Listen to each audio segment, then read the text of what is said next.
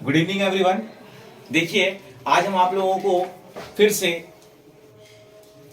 एक बार मैं ऑलरेडी आप लोगों को कंसाइनमेंट अकाउंटिंग का एक स्मॉल वीडियो अपने चैनल के माध्यम से पेश किया था। आज हम फिर से आप लोगों को, क्योंकि एग्जाम्स कैलकाटा यूनिवर्सिटी का बहुत करीब है, तो हम आप लोगों को एटलीस्ट इतना तो बता सकते हैं कि आप लोग कौन कौन सा एंट्री जो कि आराम से कर सकते हो, जिससे आपको will manage to score something from the test then, because most of the things in the consignment are easy. लेकिन आज इस वीडियो के जरिए से आपको सिर्फ इतना बताएंगे कंसाइनमेंट का बेसिक क्या होता है, किस तरीके से हम लोग कंसाइनमेंट को लेकर चलना है। देखिए, आज हम आप लोगों को कोई क्वेश्चन नहीं समझा रहे, कोई आंसर्स नहीं बता रहे, आज हम सिर्फ बता रहे कंसाइनमेंट कैसे बनाएं, क्या होता है कंसाइनमेंट। ध्यान से सुनिए कि देखिए, कंसाइनमेंट से एक लफ्ज निकलता है जिसे कहते हैं कंसाइनर। अब ये क्या है consignor? The person who sends the goods. एक जगह रह करके दूसरा शहर में जाकर के कारोबार करने का नाम ही है कंसाइनमेंट। और जो इंसान इस कारोबार को चलाते हैं उसे क्या कहते हैं गाइस? कंसाइनर। अब कंसाइनर क्या करता है? किसी कंसाइनी को पकड़ करके एक शहर में रह करके दूसरे शहर में जाकर के, जैसे भी हम लोग कहाँ हैं? कोलकाता में हैं, और हम चाहते हैं कारोबार मुंबई में करने के लिए। तो अब हम क्या करेंगे? हम किसी मुंबई वाले को पकड़ा, उस मुंबई वाले को क्या कहा जाएगा? कंसाइनी। अब ये मुंबई वाले का काम क्या है? ये मुंबई वाले का काम ये है कि मेरा गुड्स को वो बेच दे। कहां पर? सेल करे, अपने अंडर में रख करके। इसे क्या कहेंगे? कंसाइनी। चलो, हम एक नाम देते कंसाइनर को ए, तो जाहिर बात है हमको एक नाम देने पड़ेगा कंसाइनी को, क्या? बी। अब आप बोल सकते हो सर जी कि आपका कंसाइनर अगर कोई सामान भेजता है कंसाइनी को, ठीक है, तो वो किस बेसिस पे काम करेगा? क्या वो कोई सैलरी लेगा? क्या लेगा? किस तरह का वो रिम्यूनरेशन एक्सपेक्ट करेगा? उसका एक ही तरह का रिम्यूनरेशन है जिसे कहा जा, जो वो लेगा वो है कमीशन। वो उसका काम ही यही है कि वो कमीशन बेसिस पे काम करेगा। वो जितना सेल करेगा, वो जितना भी सेल करेगा उसका परसेंटेज उसको मिलता रहेगा। और आप याद रखोगे, ये रियल लाइफ में भी होती है। कंसाइनी का काम कुछ नहीं है, कंसाइनी के पास बहुत सारे कंसाइनमेंट्स लोग का कॉन्टैक्ट होता है, और कंसाइनी एक अपना ऑफिस खोल करके, फर्स्ट कर लो मुंबई में बैठा है, ठीक है, और उसका काम ये है कि तमाम कंसाइनर्स का कंसाइनमेंट को एक्सेप्ट करना और उसको ज्यादा से ज्यादा दाम में बेच देना। क्योंकि अगर वो ज्यादा से ज्यादा दाम में बेचेगा तो उसको उतना ही कमीशन मिलेगा, क्योंकि डील क्लियर हो जाती है कि जो भी तुम सेल करोगे उस पर हम तुमको 5% दे सकते हैं, 2% दे सकते हैं, 3% दे सकते हैं, 4% दे सकते हैं, एंड सो ऑन। ये डिपेंड करता है कि कंसाइनर और कंसाइनी के बीच में क्या डील हुआ। तो कंसाइनी इतना तो क्लियर हो गया, किस बेसिस पे काम करेगा? कमीशन बेसिस पे काम करेगा। और अगर हम कमीशन बेसिस पे काम करेंगे गाइस, तो हमेशा मेरा ये टारगेट रहेगा भाई 10 का चीज को 40 में बेच दे। अगर हम 40 में बेचेंगे तो हमको ज्यादा से ज्यादा प्रॉफिट होगा। हम 10 का 20 में बेचेंगे, मेरा तो परसेंटेज फिक्स है कंसाइनर के साथ, हमको उतना ही परसेंटेज मिलेगा जितना मेरा परसेंटेज के बारे में मेरा बात हुआ। तो हर एक कंसाइनी हमेशा यह सोचता है कि उसको ज्यादा से ज्यादा चीज में भेजे। अब आपका एग्जाम में दो तरह का कमीशन दिखेगा। क्या? वो कमीशन का नाम क्या है? देखिए, हम फिर से एरो दे रहे, एक को कहेंगे ऑर्डिनरी, ठीक है, और जो कि मेरे नोट्स में आप लोगों को मिलेगा, और दूसरे को कहेंगे डील क्रेडिटर, ठीक है। एक को कहेंगे ऑर्डिनरी और दूसरा को कहेंगे डील क्रेडिटर। तो ये कंसाइनी दो कमीशन पे बात करेगा। ऑर्डिनरी कमीशन कंप्लीट सेल पे बात होगा, और del credere commission credit sales पे बात होगा। क्योंकि सेल का दो शक्लें होती है, कैश और क्रेडिट। कैश पैसा देकर के सेल किया, क्रेडिट उधार में सेल किया। तो ये दो बातें आप लोगों को क्लियर हुई। तो कंसाइनी किस बेसिस पे काम कर रहा है? कंसाइनी अपना कमीशन बेसिस पे काम कर रहा है। तो हम लोगों ने क्या सीखा अब तक?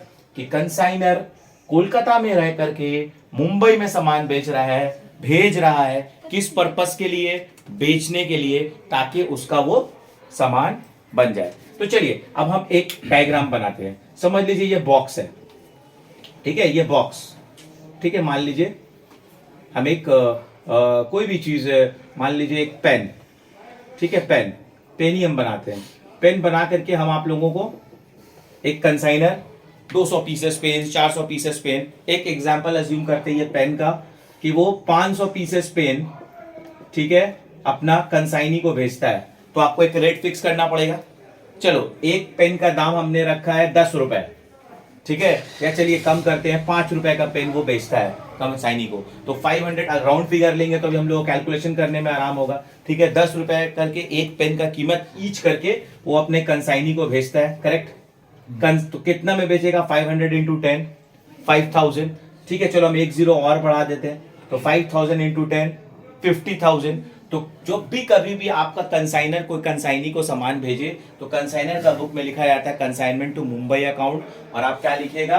To goods send on consignment. कितना पैसा का भेजे आप लोगों ने? अब आप पैसा आप लिख सकते हो, हाउ मच? 50,000 रुपीज। ये आपका पहला स्टफ क्लियर हो गया।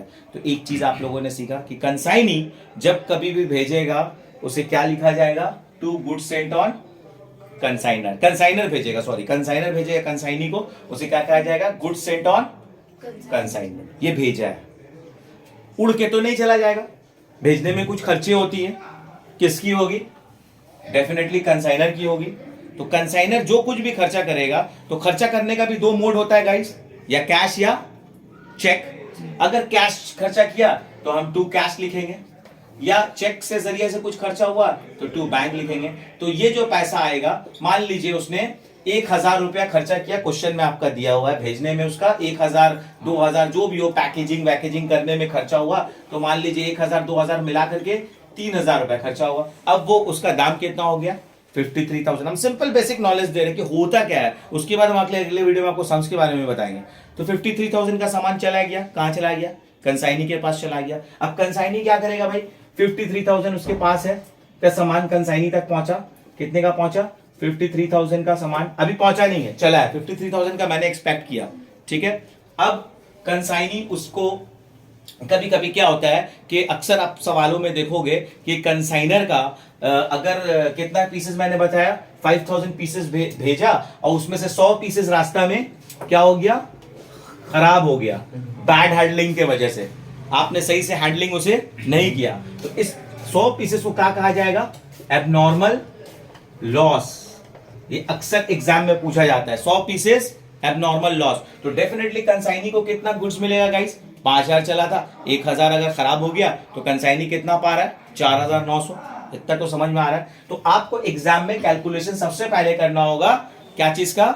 एबनॉर्मल लॉस का, जिसका हम आप लोग को सिंपल फॉर्मूला आज चैनल के जरिए से बता रहे हैं कि वैल्यू ऑफ एबनॉर्मल लॉस हम लोग निकालते कैसे हैं। कैसे निकालेंगे भाई?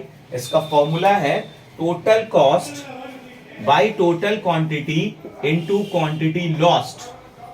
तो अब आप समझो, अभी मैंने कहा ना 53,000 का आपने सामान भेजा, यस और नो? 53,000 गाइस, ठीक है। कंसाइनर एक्सपेंसेस जोड़ने के बाद बाय टोटल क्वांटिटी कितना चला था भाई? 5,000, और क्वांटिटी लॉस कितना हो गया? 500। आप लोग प्लीज कैलकुलेटर में कैलकुलेट कीजिए तेजी में, how much you all will get? 5 10 50। देखिए हम तो यहाँ कैलकुलेट कर लिया, 5300 का लॉस हो गया, am I right? 5300 का लॉस हुआ ना। आप कैलकुलेट में कैलकुलेट करोगे कितना आएगा? 5300 आ रहा है। तो 5300 को आप क्या लिखिएगा यहाँ पर? By abnormal loss. क्या लिखिएगा? By abnormal loss. Abnormal loss लिखिएगा ये आप, बाय 5300 करके क्या लिखिएगा? By abnormal loss. ओके, कितना आया? 5300। देखिए ये क्लियर हो गया। कंसाइनर के पास चला था 53,000, आपका 100 पीसेस खराब हो गया रास्ते में, और आप उसका वैल्यू निकाल दिए, करेक्ट। अब कंसाइनी कितना रिसीव कर रहा है भाई? 5,000 में 100 निकल गया, तो रिसीव कितना करेगा? 4,900। इसका जिम्मेदारी कितना है? 4,900 पीस को भेजने का। तो कंसाइनी तो ऐसे तो नहीं बेच देगा ना, वो क्या करेगा? उसको पहले अपना गोडाउन में डालेगा। क्या करेगा? उसको गोडाउन में डालने से क्या होगा? टू, क्या लिखेंगे? कंसाइनी का नाम, what is the name of the consignee? B.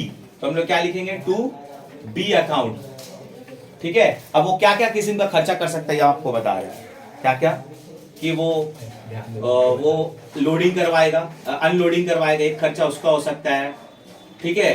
फिर उसको फिर वेयर हाउस में डालेगा, ये खर्चा हो सकता है। फिर सेलिंग एक्सपेंसेस, ये हम आपको जैसे क्वेश्चन में तो बहुत कुछ रहेगी, सेलिंग में कुछ खर्चा हो सकता है, या गोडाउन का कोई वो रेंट दे सकता है। चलो हम एक फिगर अज्यूम करते हैं कि मान लो वो लोडिंग में 1000 खर्चा किया, अब बाकी सब मिला करके 5000 उसका खर्चा हुआ, यानी कि टोटल खर्चा कितना हो गया, कितना खर्चा हो गया, 6000। बोलिए आप लोग कितना खर्चा हुआ, 6000 खर्चा हुआ ना पूरी कंसाइनी का, जिसमें सिर्फ अनलोडिंग कितना है 1000, बाकी सब मिला के मतलब गोडाउन में सामान घुसने के बाद 5000 रुपया खर्चा हुआ।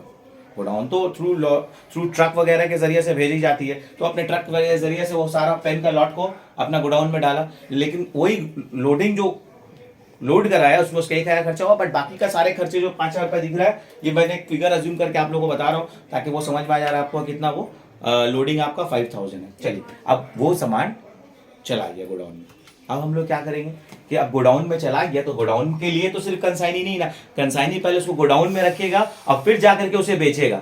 अब कंसाइनी बेचना चाहता है तो कंसाइनी के पास आप लोग बताइए कितना सामान है, 4000, क्योंकि 100 पीसेस रास्ता में खराब हो चुका है, 5000 था, 100 रास्ता में खराब हो चुका है, तो रिसीव कितना किया, 4900। अब मान लो 4900 में से वो कितना क्वांटिटी बेच दिया, 4500 वो बेच दिया। उसका एक रेट होगा, रेट हमेशा ज्यादा ही होगा। वो 100 कितना करके लिया था, 10 करके लिया था, तो चलो वो 15 रुपया करके बेच देता है, तो कितना आएगा answer, please calculated, please calculated, कितना आंसर आएगा। तो जब बेचा जाता है तो इसमें कंसाइनी का नाम लिखा जाता है, ठीक है, किसका नाम लिखा जाता है बेचने टाइम में, बाय कंसाइनी अगर नाम दिया हो तो कंसाइनी लिखेंगे और ब्रैकेट में क्या लिखेंगे, बाय बी अकाउंट, और ब्रैकेट में क्या लिखेंगे, सेल्स। कितना में बेचा बोलिए, आप लोगों ने कैलकुलेट किया, 67,500 में ये बेचा, ठीक है। ये तो उसका पैसा नहीं है, इसका पैसा क्या है, कमीशन। कंसाइनी का पैसा क्या है, सिर्फ कमीशन, वो कमीशन के बेसिस पे काम करता है। तो जब अब इस पर मान लो 5% कमीशन पे बात हुआ है, तो अब आप इसका 5% निकालो, 67,500 का 5% निकालो, कितना आएगा बोलिए, 3375, करेक्ट। ये पैसा ही हकदार है कंसाइनी, बाकी और कुछ नहीं। तो कंसाइनी को ये क्या मिलेगा, टू कंसाइनी करके 3375, ये पैसा डेबिट में लिखना पड़ेगा। क्या लिख करके, कंसाइनी, सॉरी कंसाइनी का नाम यहां दिया हुआ है ना, what is the name of it, B, तो बी को कितना मिल रहा है, 3375, and this is the only money why this consignee is working for it. You have to understand, this is the only thing, this is his remuneration, you all may can say that, for that he is working right now. So this is the value, because of this consignee is working in this business. See, he has only one thing, that is his their commission, and how much he is taking, 5%। देखिए हमने sums almost करीब लेकर के आ गए। हम लोग को जिस तरीके से हम आप लोग को नोट्स देते हैं अपने अकेडमी में, सारा चीज इसमें आ रहा है। अब एक आखिरी चीज बोलिए तो क्या बचा, end of the day closing stock का वैल्यू निकालना, क्योंकि मैंने गुड्स एंड लिख लिया, हमने कितना खर्चा लिख दिया, हमने कंसाइनी का खर्चा लिख दिया, हमने कमीशन लिख दिया, और अब आते हैं हम लोग किस पे, क्लोजिंग स्टॉक पे। क्लोजिंग स्टॉक इज नथिंग, देखिए यहाँ पर अक्सर स्टूडेंट मिस्टेक करते हैं, आप लोग को ध्यान देना है कि क्लोजिंग स्टॉक कैसे निकाला जाएगा। तो उसके लिए आप सिंपल एक लिखिएगा, सीपी ऑफ गुड्स एंड, कितना का सीपी भेजे थे हम लोग, बताइए तो कितना का भेजे थे, 50,000। उसमें आप कंसाइनर का खर्चा जोड़ दीजिएगा, है ना, ऐड कर देंगे, किसका खर्चा, कंसाइनर एक्सपेंसेस, कितना हुआ कंसाइनर का खर्चा, 3000, तो ये जोड़ के कितना हो गया, 53,000।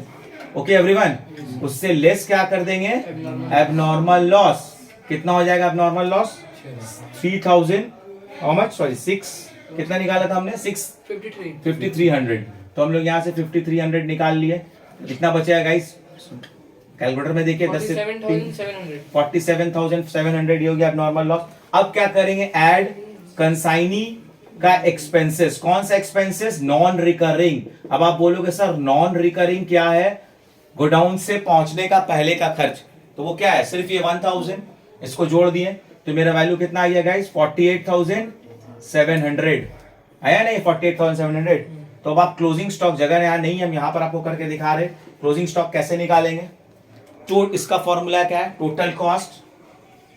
Total cost by total quantity received by the consignee, total quantity received by consignee into quantity remain.